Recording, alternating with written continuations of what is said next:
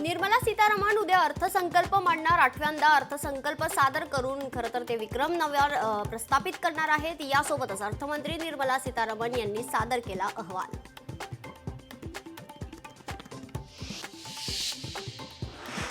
परभणीत शक्तीपीठ महामार्गाच्या विरोधात शेतकऱ्यांचा जिल्हाधिकारी कार्यालयावर मोर्चा. हजारो शेतकरी मोर्चात सहभागी.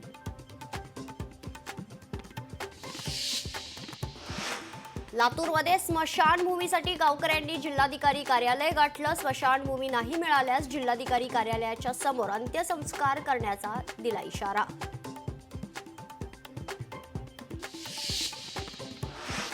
बुलढाण्यात अपंग मूक बधीर यांचे अनोखे वरवधू परिचय संमेलन. शब्दांची भाषा न समजणाऱ्या 10 जोडप्यांनी दिली परस्परांना पसंती.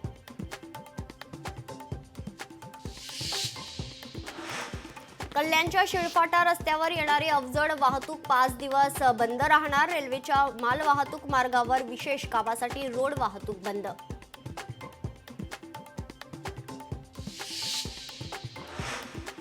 भिवंडी शहराला पाणी पुरवठा करणारा वराळदेवी तलावावर हिरवा तरंग. यामुळे दुर्गंधी पसरल्याने नागरिक त्रस्त.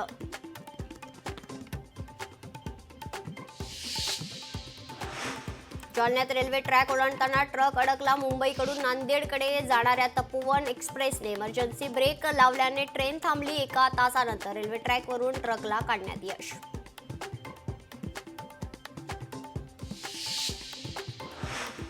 राज्यातील नौकांवर खलाशांना QR कोड बाळगणं बंधनकारक. आजपासून राज्यात सर्व बंदरांवर नियम लागू. मत्स्य विकास मंत्री नितेश राणेंचे आदेश.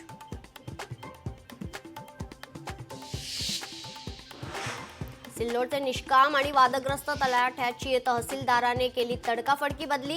सर्वसामान्यांच्या कामांना होत असलेला विलंब तसेच अनेक ठिकाणी न्याय प्रविष्ट असलेली प्रकरणी देखील त्याची बदली करण्यात आली आहे.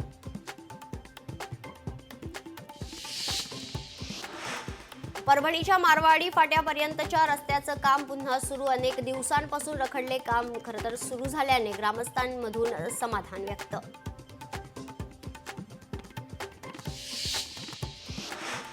सांगलीच्या हरिपूर गावच्या विशाळी यात्रेनिमित्त विविध कार्यक्रम आणि स्पर्धांचं आयोजन. यात्रेमध्ये विविध स्पर्धांबरोबर रेडकू पळवण्याची स्पर्धा देखील सर्वांची लक्षवेधी ठरली.